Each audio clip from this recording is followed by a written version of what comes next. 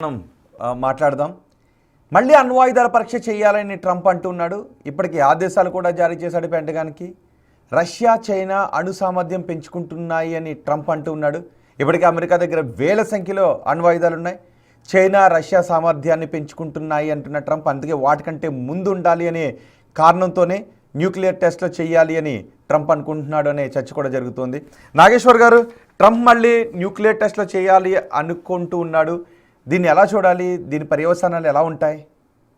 చాలా ప్రమాదకరమైన ఆయుధ పోటీకి దారితీస్తుంది. నాకు తెలిసినంత వరకు 33 ఇయర్స్ తర్వాత అనుకుంటా, 1992 తర్వాత న్యూక్లియర్ టెస్ట్, ఫిజికల్గా న్యూక్లియర్ టెస్ట్ అమెరికా జరపడం ఇదే మొదటిసారి.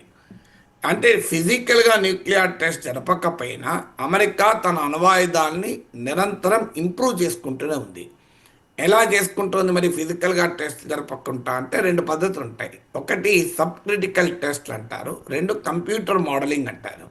సో మీకు ఉదాహరణకు మీరు ఒక 5,000 ఇల్లు కట్టారనుకోండి, మీరు ఒక ఆర్కిటెక్టు, మీకు సింపుల్ ఎగ్జాంపుల్ చెప్తున్నాను, కరెక్ట్ కంపారిజన్ కాదు.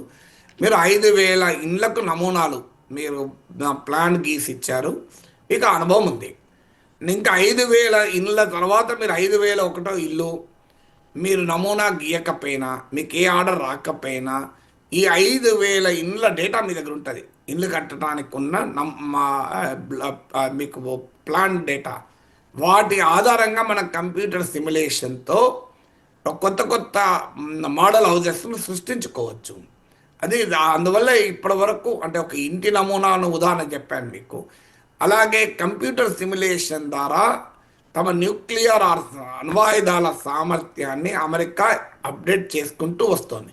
ఫిజికల్ టెస్ట్ల పైన 33 ఇయర్స్గా ఒక రకంగా ఆపిన. రెండవది సబ్ క్రిటికల్ టెస్ట్లు అంటారు. అంటే ల్యాబొరేటరీలో ప్రయోగాత్మకంగా అణ్వాయుధాల సామర్థ్యాన్ని పెంచుకోవడం. కాంప్రిహెన్సివ్ టెస్ట్ బ్యాన్ ట్రీటీ అని సిటీబీటీ ఉంది, అమెరికా సైన్ చేసింది కానీ రాటిఫై చేయలే. కాంప్రిహెన్సివ్ టెస్ట్ బ్యాన్ ట్రీటీ, సమగ్ర అణుపరీక్షల నిషేధ ఒప్పందం అంటారు. ఇది మీకు ఫిజికల్ టెస్ట్లను నిషేధిస్తుంది తప్ప సబ్ క్రిటికల్ టెస్ట్లను కంప్యూటర్ మోడలింగ్ ద్వారా అణ్వాయుధ సామర్థ్యాన్ని పెంచుకోవడాన్ని నిషేధించదు. అందుకే ఈ కారణం రీత్యా భారతదేశం సిటీబీటీని తిరస్కరించింది, మన సంతకం పెట్టలే. సో అందువల్ల అమెరికా ఏదో వెనుకబడుతుంది టెస్ట్ చేయకపోవడం వల్ల అనేది నిజం కాదు. ఇది మొదటిది. రెండవది, రష్యా చైనా కన్నా అమెరికాకు అనేక రేట్ల అణ్వాయుధ సామర్థ్యం ఉంది. రష్యా చైనా ఏదో పెంచుకొని అమెరికాకు ప్రమాదంగా మారుతుంది అనేది నిజం కాదు. కానీ మరి ట్రంప్ ఎందుకు అంటున్నాడు? ఇదంతా పోస్టరీ. ఇటీవల ఏం జరిగింది?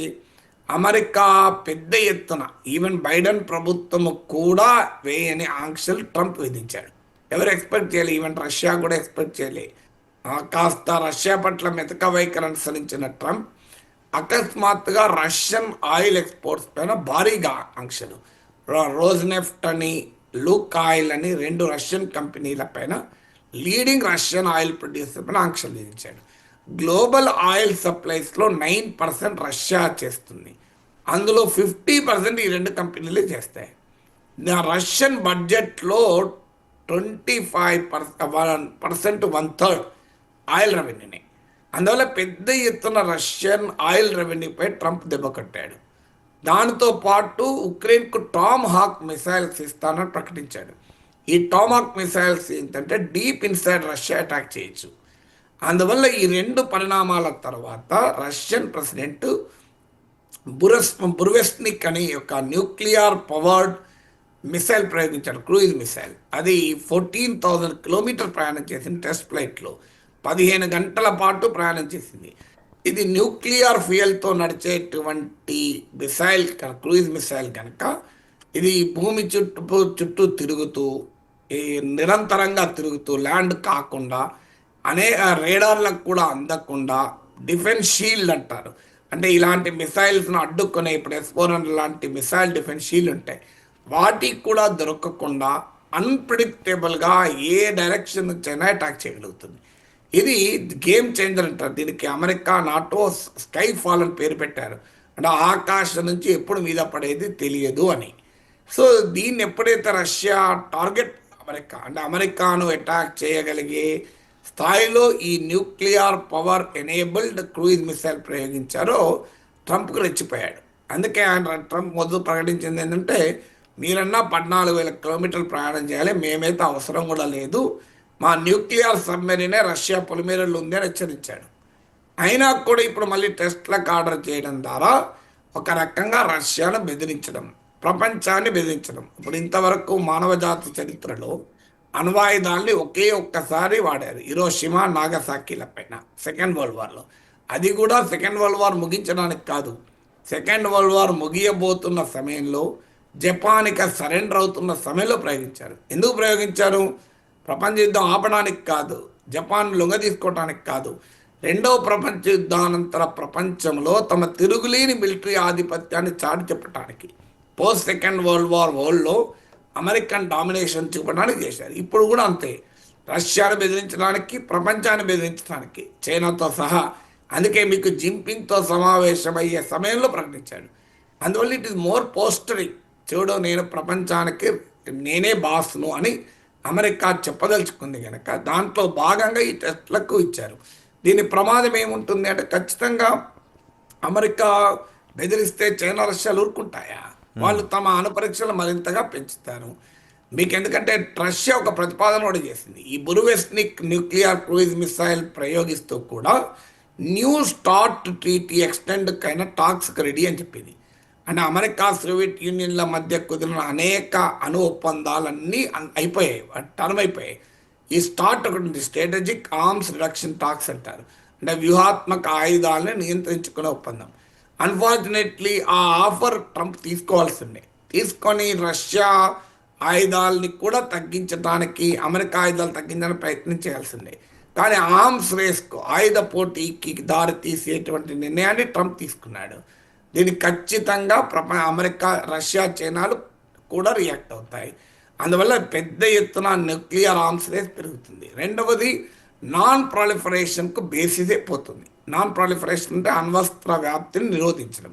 ఇప్పుడు ఉదాహరణకు మనము ఎన్పిటి, న్యూక్లియర్ నాన్ ప్రాలిఫరేషన్ ట్రీటీపై సంతకం పెట్టేందుకు మన పైన కూడా ఆంక్షలు విధించింది అమెరికా. ఇరాన్ అణ్వస్త్ర సామర్థ్యాన్ని అడ్డుకుంటానంటూ ఏకంగా న్యూక్లియర్ సైట్స్ పైన బాంబింగ్ చేసింది అమెరికా. నార్త్ కొరియాను అలాగే అడ్డుకుంటా అంటుంది. ఒక్కసారి క్రెడిబిలిటీ పోతుంది. అమెరికానే అణ్వస్త్రాలు వ్యాప్తి చేస్తుంటే ఇక న్యూక్లియర్ నాన్ ప్రొలిఫరేషన్ చట్టబద్ధత ఎక్కడిది, హేతుబద్ధత ఎక్కడిది? America will lose the moral right to demand other countries కదా. నీవేమో అణ్వస్త్రాల సామర్థ్యాన్ని పెంచుకుంటా, మేము పెంచుకోవద్దా అని. అందువల్ల మొదటి నుంచి భారతదేశం చెప్తూనే ఉంది, ప్రపంచంలో ఉన్న న్యూక్లియర్ ఆర్డర్లో ఈ న్యూక్లియర్ అపార్థీడ్ ఉంది, అణుజాతి అహంకారం. మా దగ్గర అణ్వాయుధాలు అంటే ప్రమాదం కాదు, మీ దగ్గర ఉంటే ప్రమాదం అన్నది వీళ్ళ వైఖరి. అది America, Russia, China, UK, France, ఈ 5 దేశాల వైఖరి అదే. అందుకే మనం ఎన్పిటిపై సంతకం చేయలే, సిటీబీటీపై సంతకం చేయలే, fissile material cut off treaty ఎఫ్ఎంసిటీపై సంతకం చేయలే. దట్ డజంట్ మీన్ భారతదేశం అణ్వాయుధాలు తయారు చేసి వ్యాప్తి చేస్తుందని కాదు. ఈ అణు వివక్ష, న్యూక్లియర్ డిస్క్రిమినేషన్ మనం వ్యతిరేకించాం. మరొక్కసారి ఇప్పుడు ట్రంప్ నిర్ణయంతో ఈ డిస్క్రిమినేటరీ న్యూక్లియర్ వరల్డ్ ఆర్డర్, అంటే వివక్షపూరితమైన అంతర్జాతీయ అణు వ్యవస్థ ఏంటో అర్థమైపోతుంది కదా. ఎస్, ఇప్పుడు ట్రంప్ న్యూక్లియర్ టెస్టుల విషయంలో ముందుకు వెళితే మిగిలిన దేశాలు కూడా న్యూక్లియర్ టెస్టులను ప్రారంభిస్తాయా, లేదంటే అమెరికాపై ఒత్తిడి తీసుకొచ్చే అవకాశం ఉంటుందా? ఇది కోల్డ్ వార్ 2.0కి దారి తీసే అవకాశం ఉంటుందా? ఇప్పటిదాకా చెప్పింది అదే కదా, మీరు అడగకముందే నేను దానికి ఆన్సర్ ఇచ్చాను. చైనా, రష్యా అణు పరీక్షలు ఆటోమేటిక్గా పెంచుకుంటాయి, నాన్ ప్రొలిఫరేషన్కు లెజిటిమసీ పోతుంది అని చెప్పాను. దాని మీనింగ్ ఏంటి? ఖచ్చితంగా ఇతర దేశాలకు కూడా అణ్వాయుధాలని పెంచుకుంటాయి. అమెరికా పైన ఒత్తిడి ఎట్లా తెస్తాయి? ఒత్తిడి తేవడానికి ట్రంప్ మీదపై కూర్చోలేరు కదా. ఒత్తిడి అంటే ఏంటి? వారు కూడా మేము కూడా అణ్వస్త్రాలు తయారు చేస్తామంటేనే ఒత్తిడి కదా. ఇప్పుడు మీకు ఉదాహరణకు ఇరాక్ సద్దాం హుస్సేన్ అమెరికా లేపేసింది. సద్దాం హుస్సేన్ దగ్గర అణ్వాయుధాలు ఉంటే అమెరికా లేపగలిగేదా? అణ్వాయుధాలు ఉన్నాయని పేరు చెప్పి సద్దాం హుస్సేన్ అటాక్ చేసింది. ఇప్పుడు ఇరాన్ పైన దాడి చేసింది, ఉత్తర కొరియా మీద ఎందుకో దాడి చేయడం లేదు. ఇప్పుడు ఉత్తర కొరియా చూశాక అందరికీ ఏమర్థమవుతుంది? ఇరాన్ అనుభవం చూశాక ఉక్రెయిన్ 1990s మిడ్ 90sలో వాస్తవంగా ఉక్రెయిన్ దగ్గర అణ్వాయుధాలు ఉండే, సోవియట్ యూనియన్ కాలపు అణ్వస్త్రాలు రష్యా, ఉక్రెయిన్లో ఉండేవి. కానీ మిడ్-90s రష్యాతోనూ అమెరికాతోనూ యూరోప్తోనూ ఉక్రెయిన్ ఒప్పందం కుదుర్చుకొని తమ రక్షణ గ్యారంటీ ఇస్తే తాము అణ్వాయుధాలు వదులుకున్నాను. ఇప్పుడు అందుకే ప్రెసిడెంట్ జెలెన్స్కీ అంటున్నాడు, మీ అణ్వాయుధాలు ఉండుంటే మమ్మల్ని ఎవడో ముట్టుకునేవాడా. అందువల్ల అణ్వాయుధాల తయారీ వైపు కూడా పెడుతున్నాడు. ఇప్పుడు ఇజ్రాయెల్కి అమెరికా 1960sలోనే అణ్వాయుధాల తయారీకి సహకరించింది. 1967 వరకే ఇజ్రాయెల్కి అణుబాంబు సామర్థ్యం వచ్చిందంటారు. అందుకే మీరు గమనించండి, ఇజ్రాయెల్కు ఇప్పుడు ఇజ్రాయెల్ తాము మాత్రమే అణ్వాయుధ సామర్థ్యం ఉండాలి, అరబ్ దేశాల్లో ఎవరికీ ఉండకూడదు. ఆ రకంగా తమ మిత్ర దేశమైన ఇజ్రాయెల్ ద్వారా అరబ్ దేశాలపైన ఆధిపత్యం చెలాయించాలన్నది అమెరికా లక్ష్యం.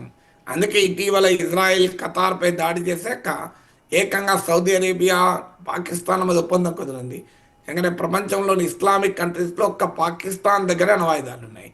సో అందువల్ల ఇది అణ్వస్త్ర పోటీ ఖచ్చితంగా దారితీస్తుంది. Thank you very much Nageshwar గారు. వ్యూ పాయింట్లో బిగ్ టీవీకి అందుబాటులోకి వచ్చి దేశంతో పాటు ప్రపంచవ్యాప్తంగా చోటు చేసుకున్న ముఖ్యమైన ఘటనలపై బయటికి కనిపించిన విషయాలపై లోతైన విశ్లేషణ అందించినందుకు థ్యాంక్ యూ వెరీ మచ్. ఇవి